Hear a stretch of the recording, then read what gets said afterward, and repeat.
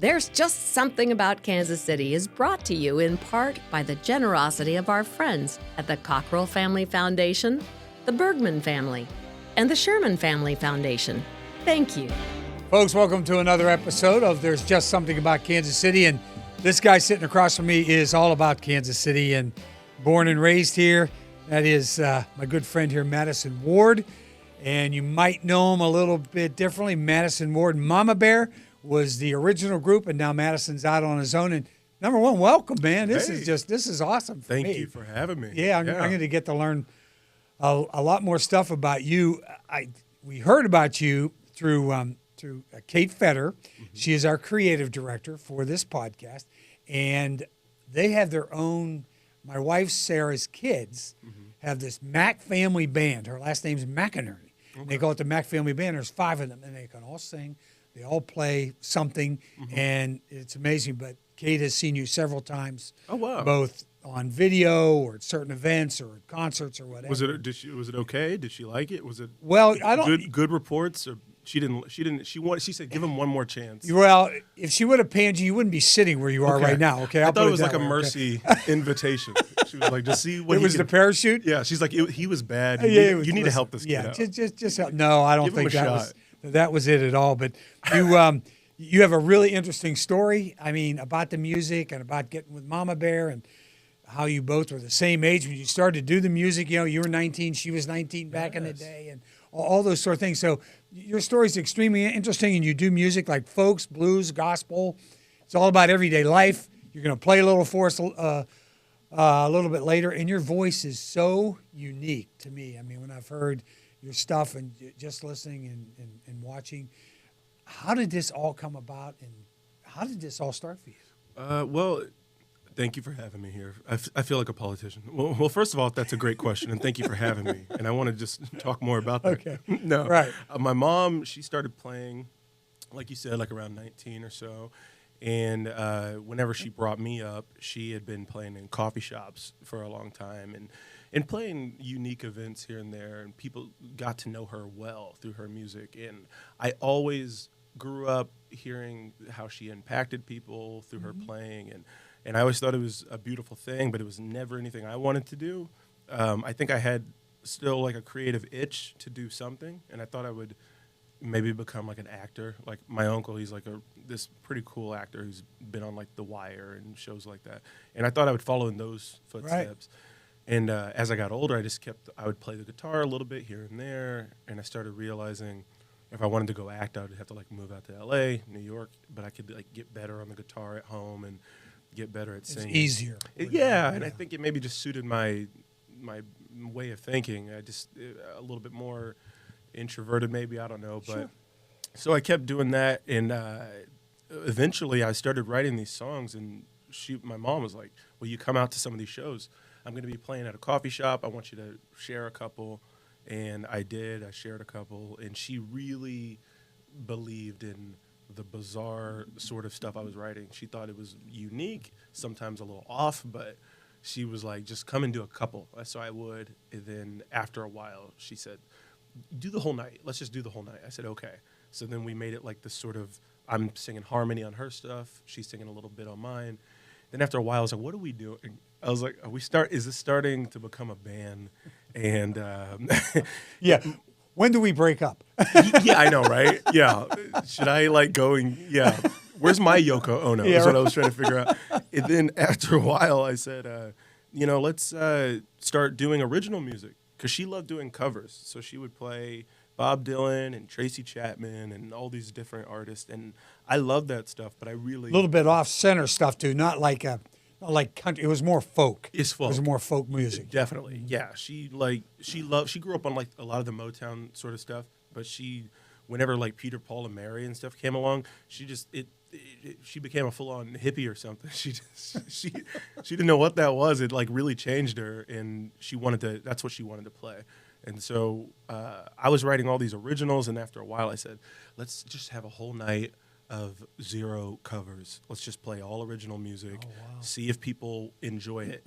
And it was like, it's risky to just get rid of your staples, you know? Yeah. And we did, and then over time people were requesting the originals, and I just said, we need to be a band, and let's call it Madisen Ward of the Mama Bear. We made some demos and here and there, and yeah, just kept on going. We never stopped. We said, let's not put the brakes on this and stop if they tell us to. Yeah, yeah, exactly. If people say you need to get off stage, we'll get off stage. Yeah, or your or whoever wherever your venue is at that time, the guy comes and goes, yeah, enough of that. Maybe we should go back to a Peter, Paul, and Mary. Okay. Do another job. Go into an office. Work somewhere. Find something. Go find something. This is not for you. But your mom, Ruth Ward, is Mama Bear, and she moved from Indiana. How was that transition to here? And then what is your earliest memory of being here in Kansas City? How old were you when she made the transition from Indiana? Or were you even here yet? Well, she had moved from Indiana to Oklahoma, where she met my dad. Okay. And that's where I was born. So I was born in Oklahoma City, and I was there for a whopping 11 months. And so lots of memories. Yeah, right. And then we moved from there to just outside of Chicago in Waukegan, and we lived there for about 3 years. Mm-hmm. For some weird reason, I remember all of that. I don't know why. I really do. And then my dad got a job working for a lighting company, and they moved. They said you can – I believe that's actually what brought him to Waukegan. But then they said either there or Kansas City.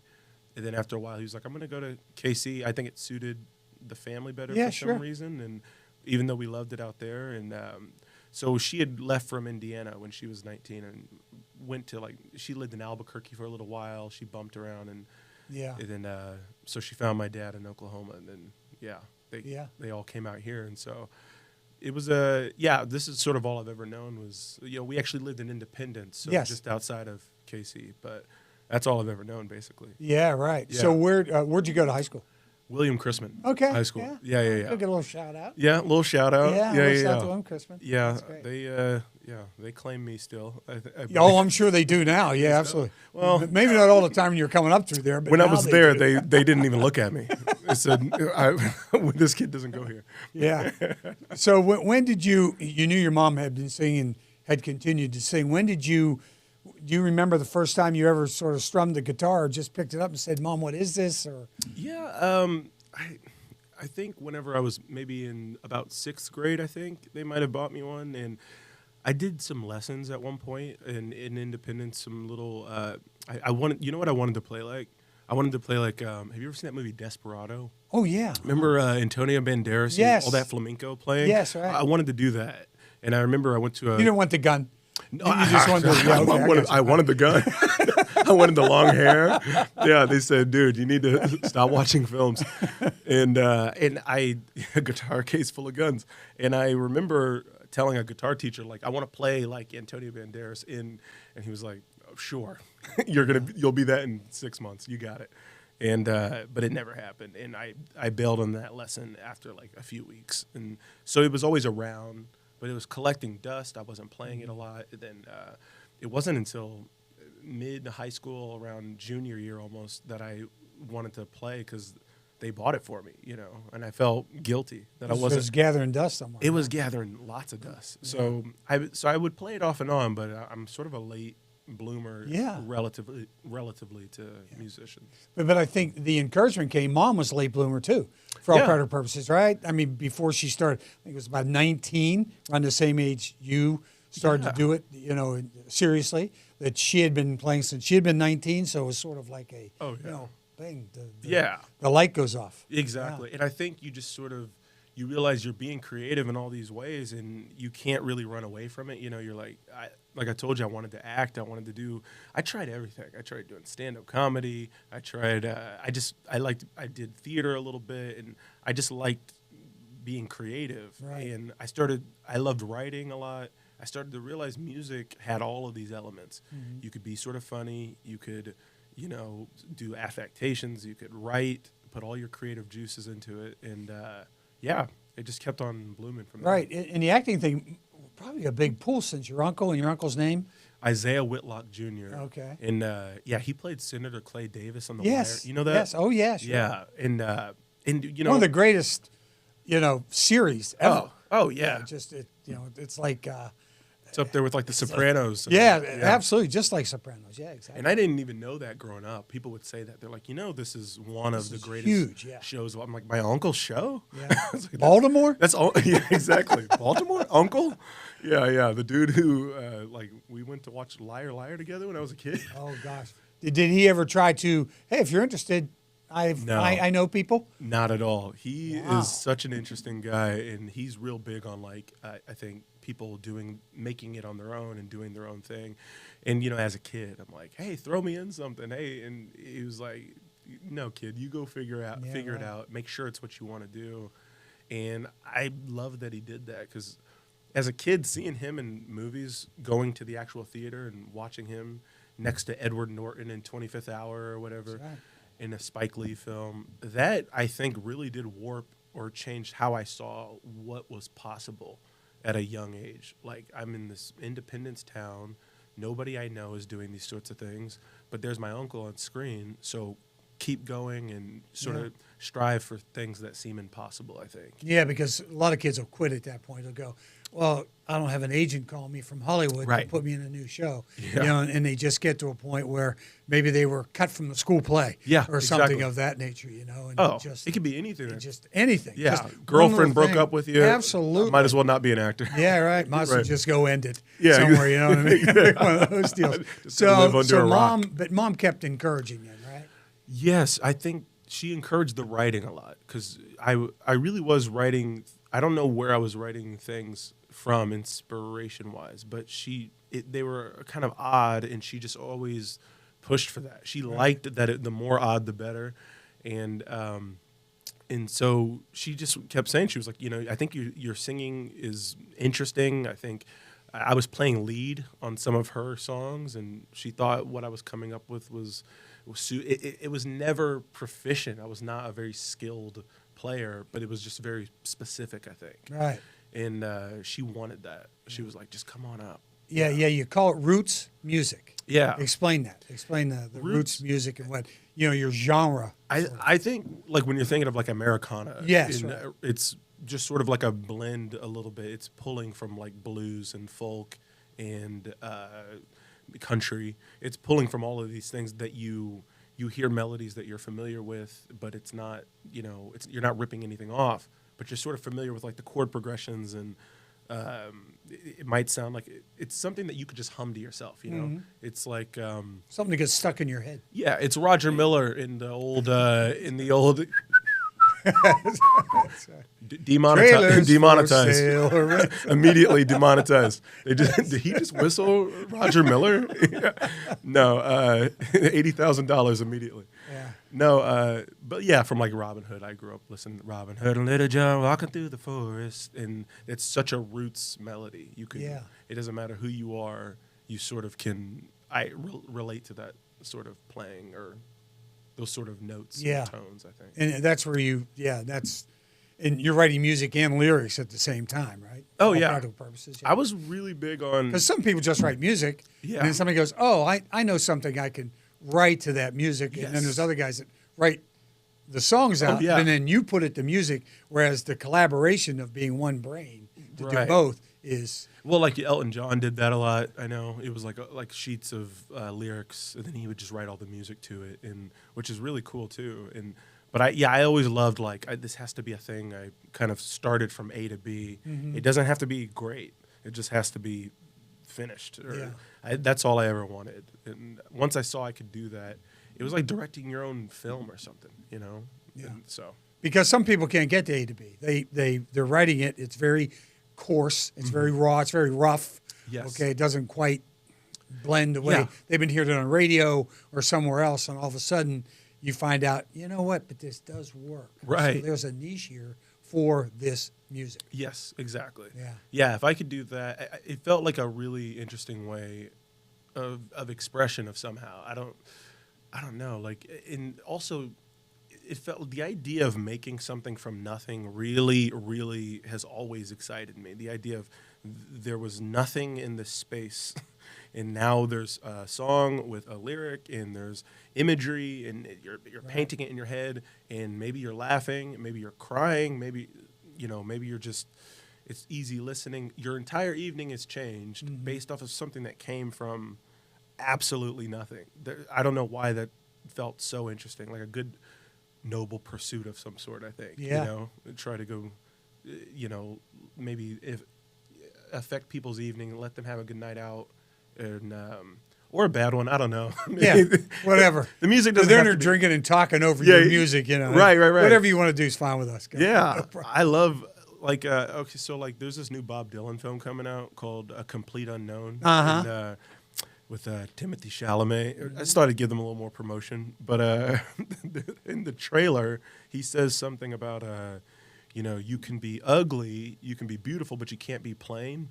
And I thought that is, I love that sentiment so much. Like, you go out there, he said, whenever you're going to hold people's attention, you got to be a little bit of a freak.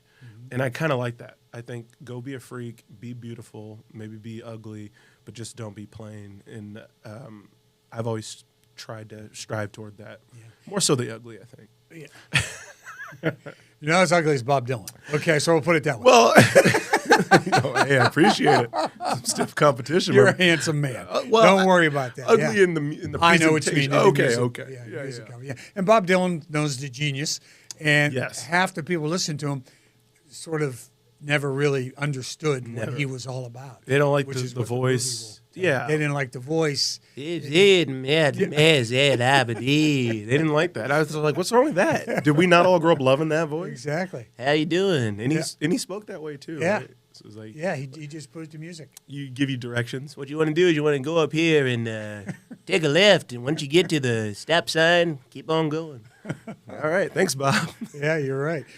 So you're honing your craft. And you're with your mom, and you're doing the coffee houses. Name a couple of places that you've performed when you were young. We played at Main Street Coffee House in Independence, which is right there on Independence Square. Mm-hmm. We played at Stonebridge Coffee Shop, which I'm not even sure if it's still there.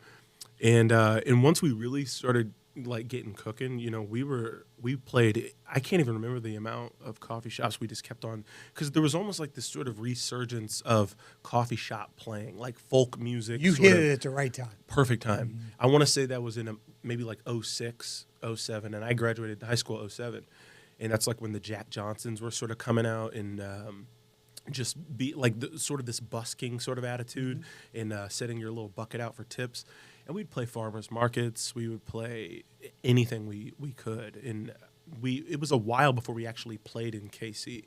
So we were playing all these little surrounding cities for so long. And we would, they'd pay us in produce. Like if we went to give you a card to Price Chopper. Yeah. Oh yeah. They would, here's 6 chickens for that song you just played. Hold it. I got to go out to the trunk of my car. I got it right in the cooler in the trunk of my car. Right. Exactly. Yeah. Here's a watermelon and here's a gourd.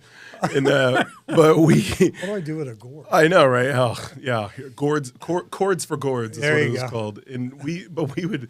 They'd pay you something, but when you did a farmer's market, as you're walking out, here's some zucchini and some squash and some strawberries, and great experiences. And it would always lead into another experience. Like somebody was there who saw you and said, "Hey, I got this thing I do at my church. Will you come on out?" And we were like, "What's the church?" And they said, "Does it matter?" We said, "No, we'll play." And we didn't know what it was. We just we agreed to everything. Yeah, sure. Yeah. We are multi. Dimensional as far as religion is concerned. Oh, man. So what did you do when you got out of high school? And then I know you're supplementing your income by doing the coffee houses and getting the gourds for free. Yeah, but the deal was, what were you doing then to try to supplement your income? Or what were your thoughts? Did you think at that point, I might be able to make a career out of this? Yeah, I remember it was like, there was one time where I was like on a road trip with my dad. It was just him and I. We were going to Nashville, or we were going to Memphis for a funeral. And he just asked me, he was like, "Hey, son, so like how long do you want to try this? Like, because you got to get a real job right. too." And I was like 19. He was like, I said, "Oh, I'll give it to about 30. And he goes, wait. Yeah. I said, I'll give it to about 30. And but his response, he said, 30? Okay.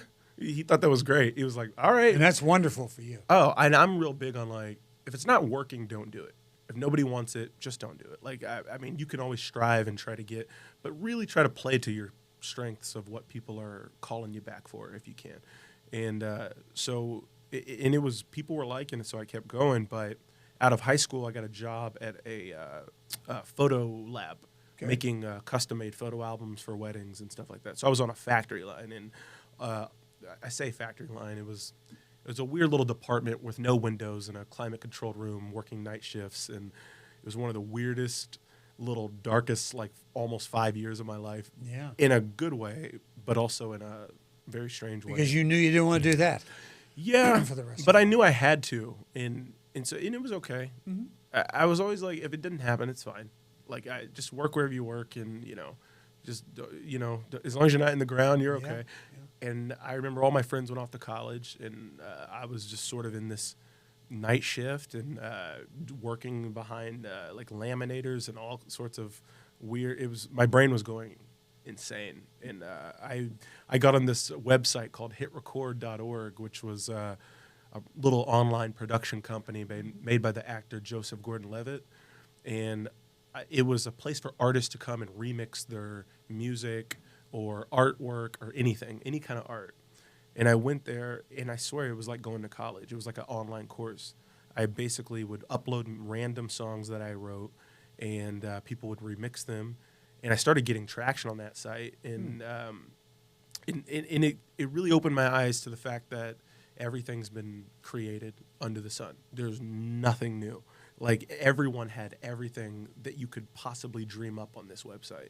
And so it really made me go, okay, if you're going to be unique or whatever, lean into maybe the most honest parts of yourself or something. But I did that for a while, and sort of got some traction on that site, and we actually made a music video with that company at one, like, once we got on the label and all that stuff. Am I talking too much? How's this podcast going? Podcast. Who the hell do you think's supposed to be talking? Okay, they don't want to hear from me. They heard enough from me a long time ago. Oh, you start rambling, and then you can just it is. And as I'm talking, I'm like, am I still alive? I don't know. Yeah, we're still rolling. Okay, good. We're still rolling. No, perfect. Yeah, you're good. So you get into that. Yes. And Mama knows and sees this potential for the two of you. When did you decide? Let's go cut an album. I mean, it's a huge step from doing coffee houses to now we're going to put on a label and we'll see where this goes. Or how did that happen? That was in, I want to say 2012. I remember telling her,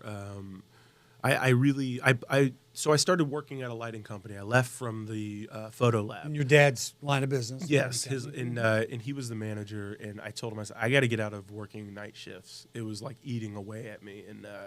And plus, you wanted to free up your nights to go. Exactly. Perform. And also, they give you a plaque at that other company after 5 years. I didn't want the plaque. I was like, don't give me the plaque. The gold watch. I was like, bro, here's your gold watch. Don't let the screen door hitting your ass on the way out.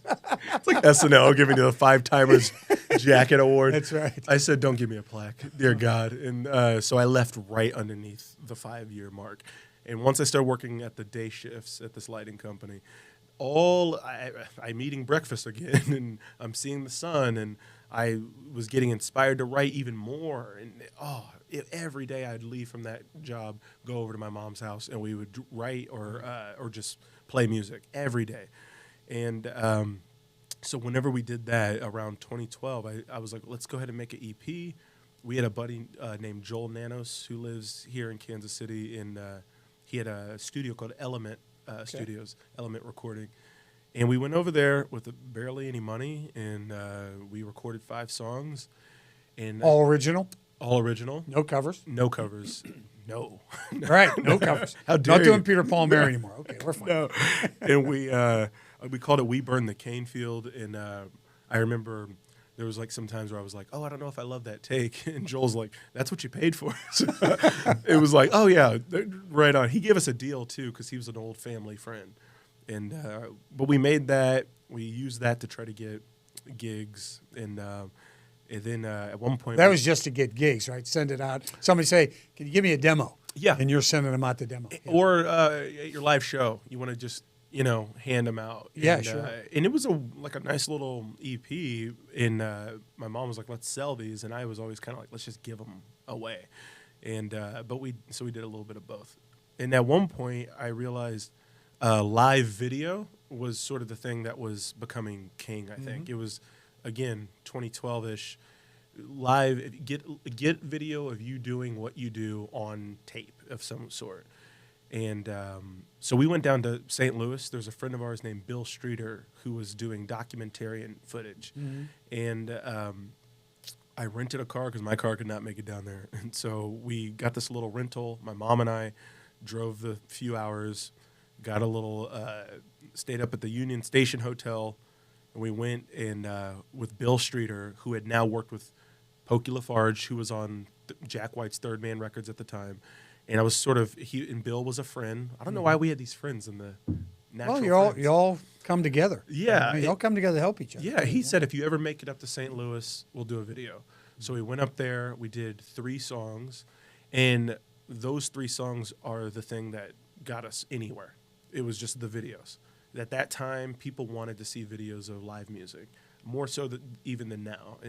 And so that's how we got any connections we ever got, managers, any label, whatever. Right. It was through those 3. If we never did that drive, I don't know. Maybe it would have been an iPhone recording. Yeah. I don't know. Well, yeah, I don't know. Well, now you probably would have morphed into these days with the cell phones the way they are. Right. You would have probably gotten there eventually. Right. Maybe you could have even done them yourself, but the getting in that early on the ground floor there was extremely important. Well, I think that Bill was really keyed into something. Like he's a documentarian, but I think he was capturing live music really well, and through not just through the video, but through the mics and the audio, and so he had like a vision for it. Once we went out there, he was like, I really think this is how it should be. Yeah. And still to this day, nothing I think video wise we've ever put out has got more streams than those. Like, Really? It's just I think he just captured something. Yeah. And then did you start to have producers sort of go, hey, I need a lawyer, you need a this, you need a that. All of a sudden it starts to grow, because in 15 you're going to come out with Skeleton Crew, which is a hugely successful album, and really catapulted you at that point. As you describe it, you go from the kitchen to Letterman. Yes. Okay, yes. which really hit it big. But where were you in the transition before that hit? Well, so we were about to do a small tour is what we were going to do. We were like, maybe it's time to now leave KC. We'd now been playing a little bit in Kansas City. So my uncle heard us play, the actor, Ronald Reagan? No, but my uncle heard us play, and he said, man, y'all are good enough to play Joe's Pub.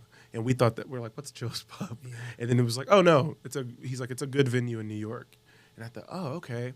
So I sent videos to Joe's Pub randomly. Just random sent it. And they said, if you can get out here, we'll put you on. We're not paying for you to come out here, but no. come on out. If you can get out. And then so we were about to book Joe's Pub, a spot in I think Philly, and then a spot in Chicago, and just do like a little weird run. Yeah. Mm-hmm. And right as we were about to do that, this was in maybe 2014, early 2014-ish maybe, this gal named Shelly Colvin, she finds, I guess, our videos. In Kansas City, a guy named Mike Ducharme and Neil Smith took our videos and sent them to everyone they possibly knew. And one of them got to Shelly Colvin. And she was like, hey, I'm out here at this event. It's for Billy Reed's fashion show. We put it on every year right outside Muscle Shoals. Mm-hmm. I want you to come play this event. And I was like, well, I got work. I'm still go to lighting company. I'm at the lighting company. I'm like putting in orders. I said, and she was like, Rolling Stone will be in the audience. Like all these different things. Don't pass this up. Right. And, okay. So turn the lights out. Yeah. Come on, let's go. And I told my dad, I was like, well, we can't go out there, right? And he was like, yeah, let's just do it. Let's just give it a shot. So we went out, we turned the lights out, and we went to this event. And that event ended up putting us even further in touch with these people. That's where we found our entertainment lawyer at that time. And that's wherever it started to continue. Like those videos getting passed around. Things are moving pretty quickly now. It moves so quick. It's weird. It's like it moves quick once it moves prior to that, it's all iceberg floating. Just nothing's happening, you know. Right. But but we put those videos out. We did the Muscle Shoals event, and after that, we canceled that little tour we were about to do. No Joe's Pub. No Joe's Pub, no Philly, and no Chicago. No Philly, no Chicago. And we went on, we got connected with a label, the local radio station 96.5, The Buzz, Laszlo there. He really got involved in the music as well. And eventually we got to Joe's Pub, by the way. We finally did. Yeah, and they paid. Well, I know, right? They actually paid. They actually paid, didn't they? They paid the way. And I saw the guy there. He was like, "Hey, man, you were the dude who hit me up back in the day." And I was like, "Yeah, that was me." Yeah, you should have jumped on a little earlier, dude. No. He was a sweet guy. But no, I hate him. No, I'm kidding. No. But it was, the label got involved, and then everything came from their agents and all that stuff. Yeah, right. Skeleton Crew just took off. All of a sudden, then you get to do the Americana Music Fest. Mm-hmm. You get to do South by Southwest in Austin, which is just huge. Then you end up on the Late Show with David Letterman. I mean, it was so just bizarre, go inside. Somebody calls and go, "Yeah, this is David Letterman's producer. You guys got time for Letterman?" And right before he's about to retire. Yeah. Right before he retired. He had a full beard. Oh, man. It was huge. Beard. It was already, last few shows, it was already coming in. Looked like Gandalf the Wizard. Oh, man, yeah. Gandalf the late night host. Yeah, and I remember we went out to, so we did Skeleton Crew in 2015. We recorded that in Nashville. And at multiple studios, we bumped around with Jim Abbas, this really great producer. Right. By the way, he also produces Adele and the Arctic Monkeys. Yes. So you got in with a great guy. Oh yeah, my mom loved Adele. I loved the Arctic Monkeys. It was a fun little. That's funny how you two. Yeah. I found a way to made your music. Go ahead. Yes, and we went out to this thing called the Grammy Luncheon that they do, where you just all these sort of upcoming artists go play for like a luncheon. So you go into a room with all of these ridiculous stars, and you're just like, and again, I had never even been on a flight at this age, like 26 years old, going out to a Grammy luncheon. That's the first plane I'd ever even been on. I've lived under a rock 99% of my life. Still, I'm about to get under this table. But and so I go out there and I play that, and my mom and I do that. And at that Grammy luncheon, someone from the Letterman show saw us there. And then, so the moment we get back to Kansas City, we land, they immediately say, "Hey, 2 days from now, you need to get back on another flight, come out to New York and do this." And so we went out there, and the radio station got involved here, 96.5 The Buzz. I swear, man, it was like everybody who you've ever known. You looked up to, you listened to, you. Well, I mean, friends and family. Oh, I'm sorry. They're now reaching out to you. Oh, sure they are. Yeah, it is the most bizarre thing. You're gonna jump on that bandwagon. It felt like you died. I swear, man. They're all standing around the casket, looking down at you. I felt like I was watching the credits at the end of like my life. Like everybody who was there. That guy played the butler. That guy was the mailman, and it was like the mailman. How you doing, brother? And the radio station was behind it. Everyone was behind it, and we went to go do the show.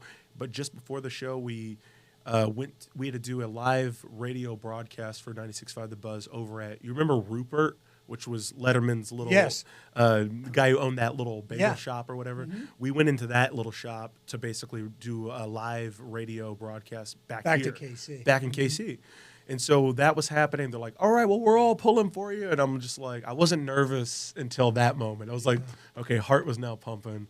And I'm just thinking, like, goodness, I didn't think it was a big deal, but apparently it's a big deal. I've got KC sitting on my shoulder now. Man, ignorance is such bliss. Mm-hmm. I thought nothing was ever a big deal. So I was just kind of like, whatever. They're going to just realize that we're frauds here any moment and then tell us to go back to the lighting company. Right. So, so I just went out and we did that. Then we went and did the show, and it was a lot of fun. Yeah, from that point, I guess you just started getting hit up a lot. And now all of a sudden you're going, okay, we're riding a wave right now. Mm-hmm.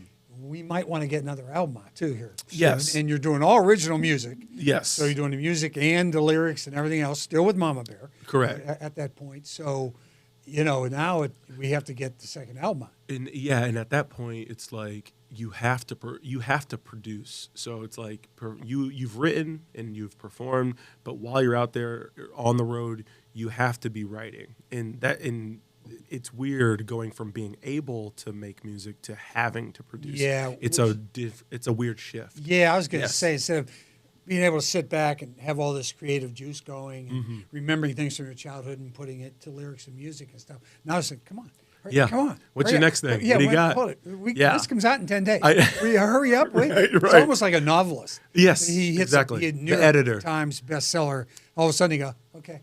What's next? Yeah, come on. Yeah, well, now what do you you have got? 3 months to get another one back. Yeah, and it's like, well, the other one took me 17 years. Yeah, well, too bad. Not this one. You got to get it quick now. You got it right. Yeah, and that's what it was like. It was like, I mean, I never felt crazy pressure from it, but it was always looming that, and I had a lot of music. So I wrote a bunch, so I could always kind of, sort of like pick from some of that stuff. But it wasn't for a while until we put out like an EP called The Radio Winners that we put out in 2018 or maybe 2017, and that one was written with other people. So I came up with the bulk of the melodies for all of that music, Right. but it was now. Did you like that process? No. Okay. I hate co-writing, and it's weird because, I hate it when it's for my own. I love writing for other people's music, but for some weird reason, whenever I'm doing it for my own thing, I don't know. It feels off. It just feels like, someone else wearing your shoes or something. Yeah, right. Exactly. And I don't mean to be like selfish or egotistical about it, but it was just odd, but I tried it and I gave it a shot, and so the music does sound a little different on that one. Okay, yeah. but it has all of the feeling, I think, of what my mom and I were trying to do. Right. And then you come out in 19 with the album Started With Family, right? Yes. At that point. And that's just all me again. And that's all you. And it shows. People are like, okay, something's off. No. Where's that brilliance from that co-write album? Yeah, right. No. But and we did that independently, and we did it with Nathan Chapman, who did some of the producing on that EP, The Radio Winners. Yeah. And we recorded that in Blackbird Studio in Nashville.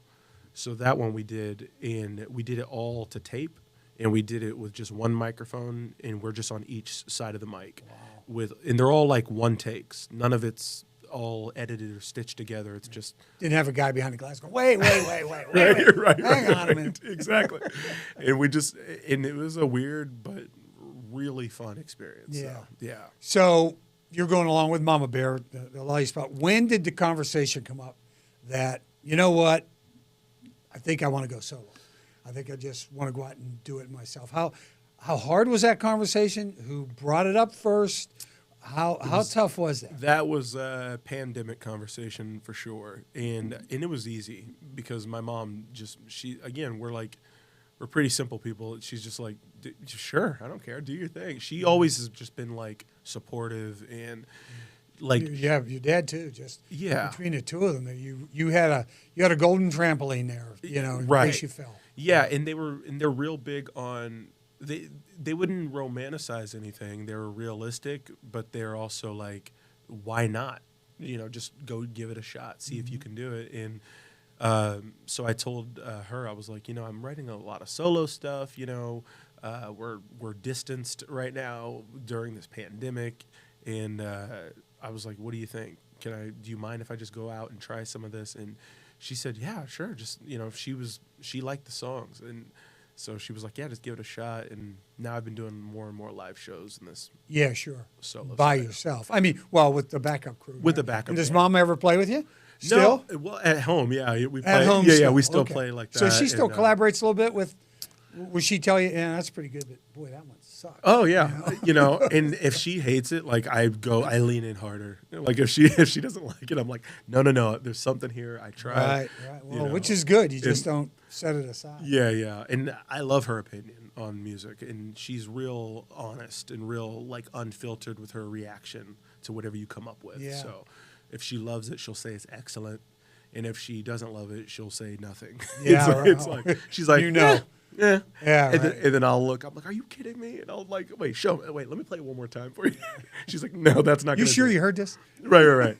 But yeah, she's a huge support. My family's always been. We're I think pretty tight knit group. Yeah. And so what was that creative process? You were already doing it, so it really wasn't like, creative process changed for you? You had always been writing music and Yes. writing lyrics and doing all that thing. From where do you get? Is it one before? I've always been fascinated by this. Is it one before the other? Is it the lyrics that come up first, Melody. or is it the music or melody first, and then you remember something that melody will go to? It's story. It's always melody. It's usually always melody, and so every once in a while, there's some lyrics that just for some weird reason string along together in one certain way where I'm like, I got to put a melody to this, but Sure. it's almost never that. It's just a melody, like whistling something, and it's like Roger Miller. 100%. That's what it is.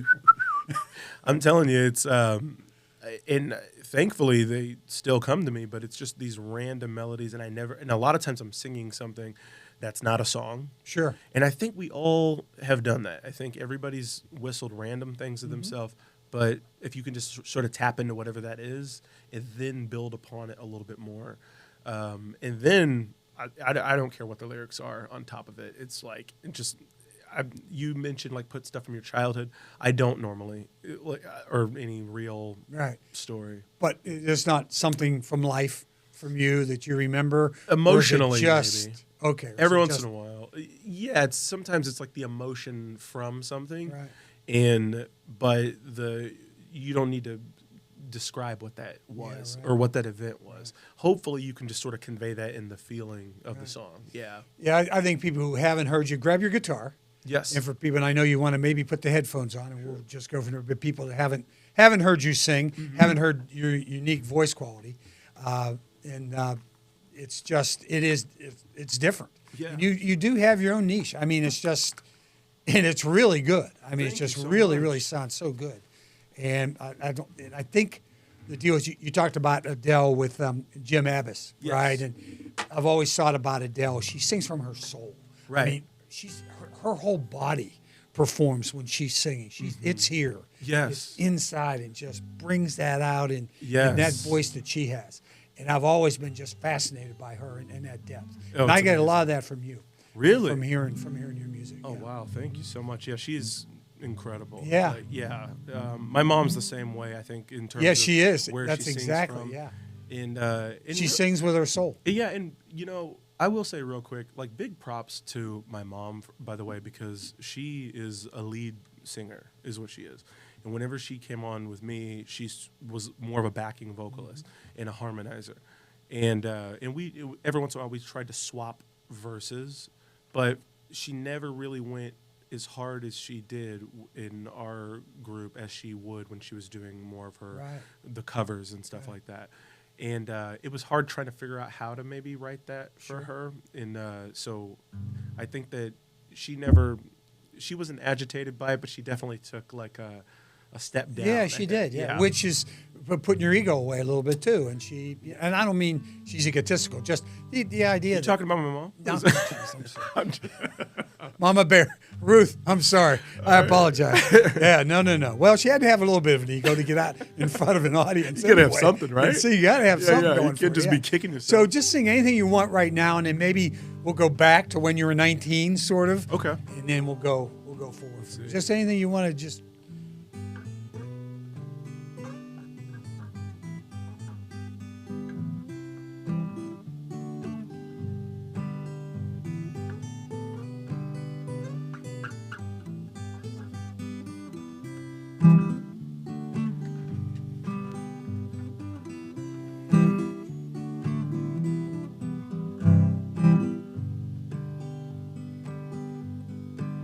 It was a master plan, seeking gold in the California Rocky Devil Hill. A shovel in my hand, now I'm older than I remember how I love them thrills.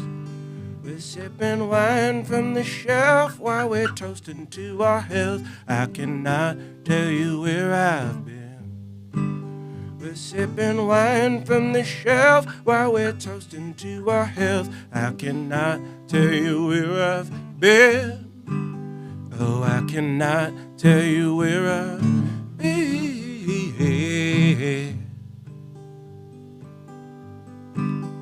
from Brooklyn to Japan was a toe-tapping type of winter, searching for that stone.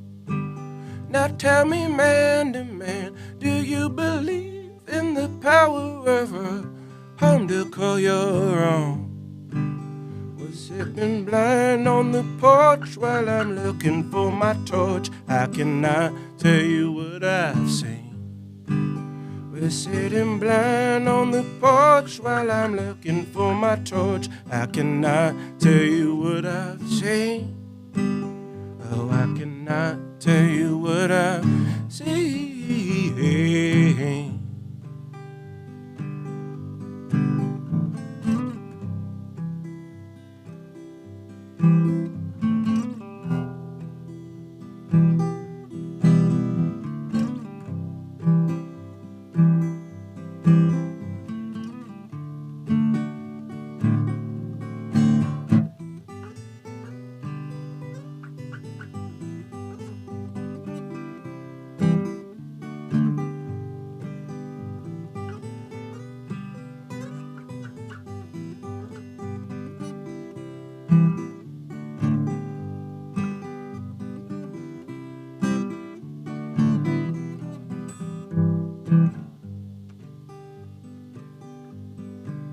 It was a master plan, seeking gold in the California Rocky Devil Hill.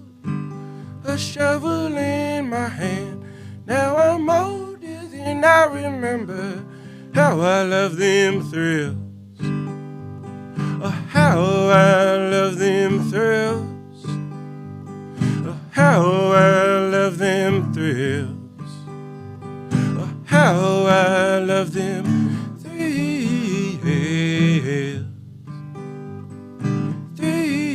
thrills.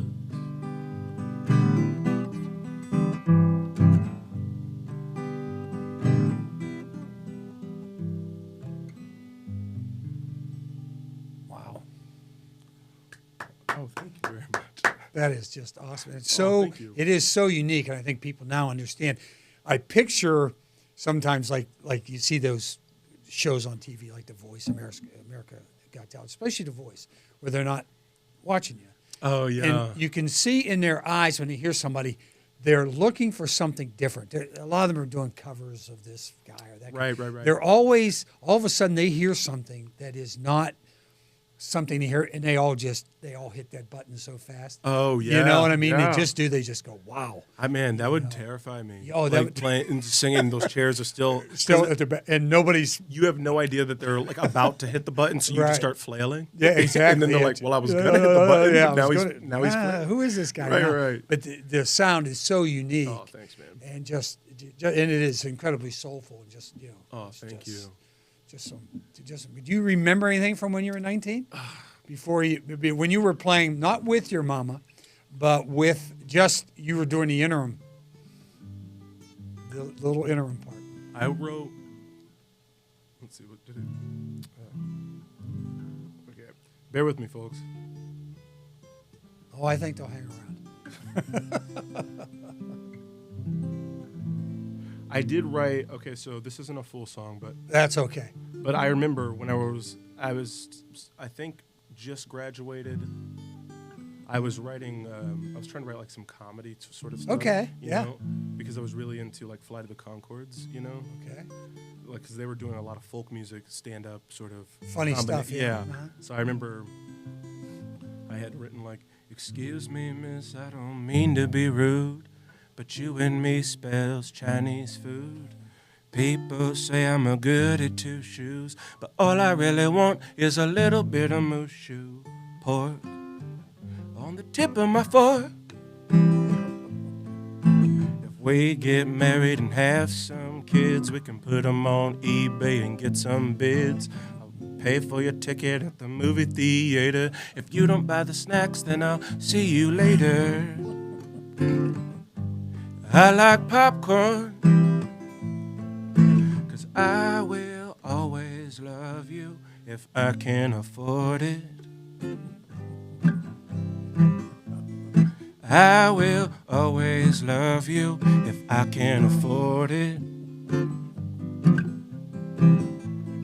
I will always love you if I can afford it. Something like that. Yeah. That's the whole. That's awesome. It went on for a while, but Yeah. it was how many ridiculous lines could you string together? Can you throw? Which is great because that's what we're doing. And all of a sudden, I haven't played that in years. Just letting you know. But you brought it right back. You know what? You brought me back. There you go. See that?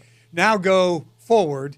Maybe something right now that you really like that you're about to release or have just released. Okay, so this as a solo.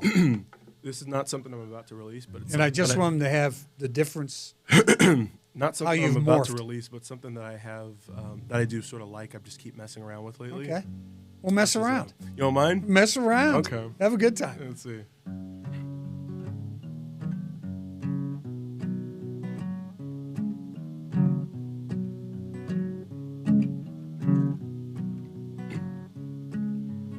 Over the 50 states, a two-door with New York plates, hey, we made a way.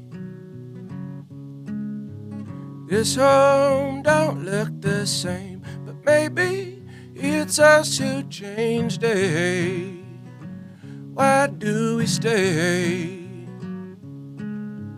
We got home at 10:02, empty-handed.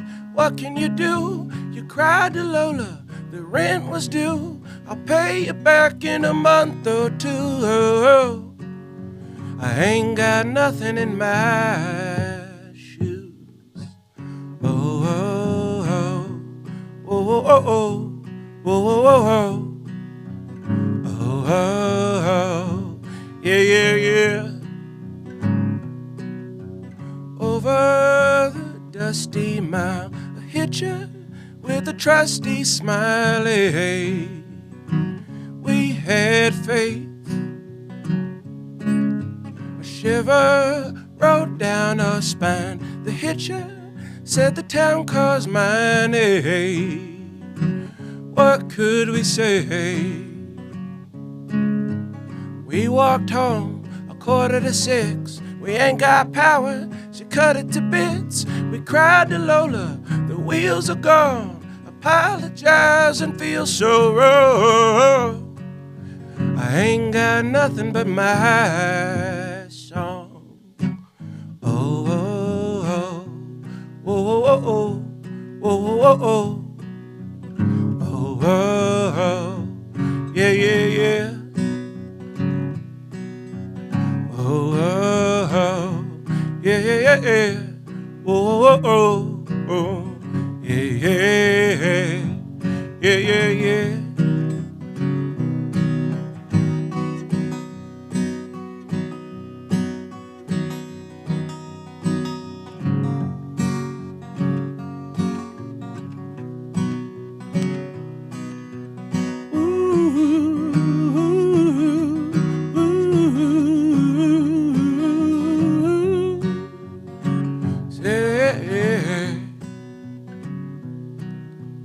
Over the whistling wind, thunder and swift lightning, hey. We made a way, we found a way, a new place to stay.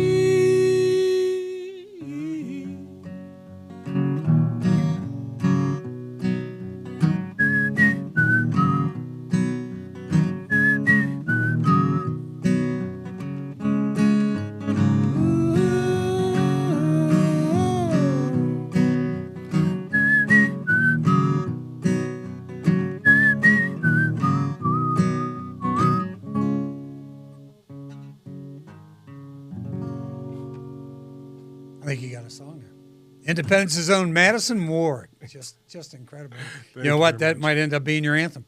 Ain't got nothing but your song. Oh, there you go. Right? Ain't got nothing but my song. That's it. Oh, thanks. Yeah, that one's just been swirling around lately. I don't know why. It's all right. Sound pretty good to me. Oh, thanks. Sound like a finished product. Oh, thanks. Even with the whistle. You know, so try to add the Roger Miller back. So talk to me a little bit about Kansas City and how it's influenced you and, just about your hometown, about this area. You know, I remember whenever I was about 19, I thought I was going to move to Nashville. Everybody, a lot of musicians were doing that at the time, and Nashville was sort of having like its like almost resurgence, like another wave.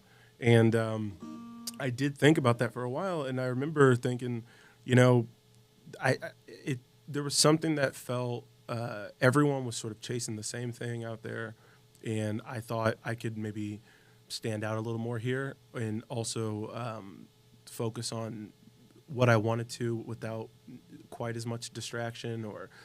And I will say something that I do think I love about Kansas City is that it's got its own flavor, its own culture, but it's not so steeped in it where it feels that you have to conform to anything. It really does feel like people are doing whatever they want, their own thing, and I think the city does encourage it. It encourages sort of the diversity of like dreams and whatever you're running for, running after, entrepreneurial dreams and all that sort of stuff. And that's something I've always loved about here. Now that I've been able to travel and get out and go overseas and all that stuff, it's always been a beautiful place to come back to. I've always loved the people here.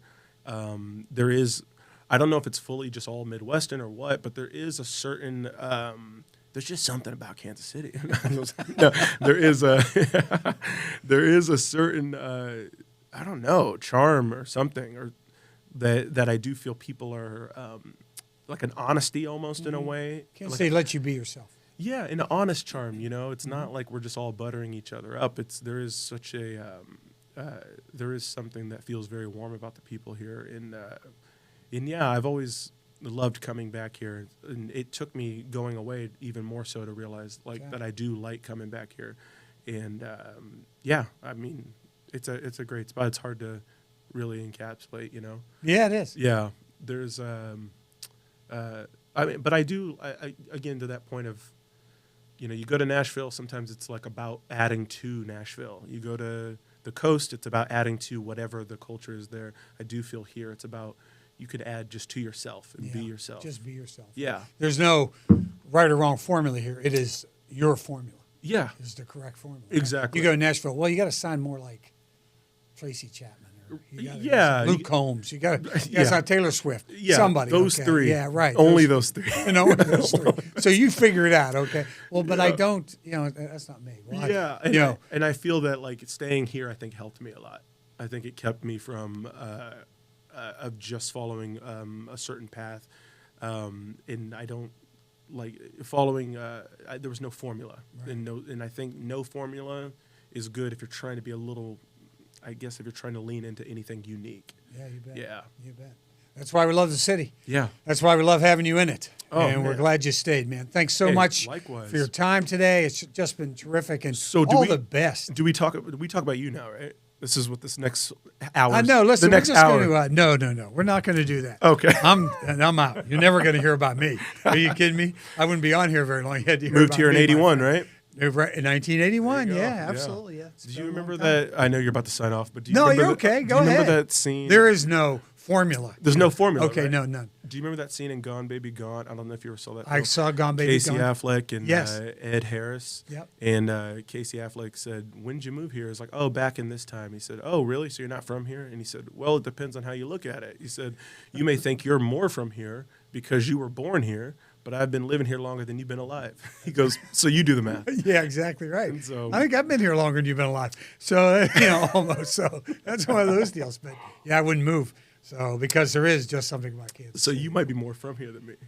I might be. Yeah, you quit traveling so much. Yeah, but actually that would not be a good thing. So onward and upwards for you with the solo career. Thanks Give so Mama much. Bear our best. Most definitely. Yeah, Ruth Ward, just a wonderful woman, and has really, and your family really helped you get to this position. So that is totally 100%. It's a wonderful story. Yeah, family and story. Friends, people like yourself, and thank you for having me. You bet. It's been great talking to you.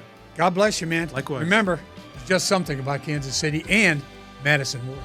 There's Just Something About Kansas City is a registered 501c3 nonprofit organization with the mission of documenting the stories that have built our city to inspire and educate generations to come. Our work is made possible by the generous support of local partners such as the Cockrell Family Foundation, the Bergman family, and the Sherman Family Foundation. For more information about how you can help us share these stories, visit our website at somethingaboutKC.org. Thank you.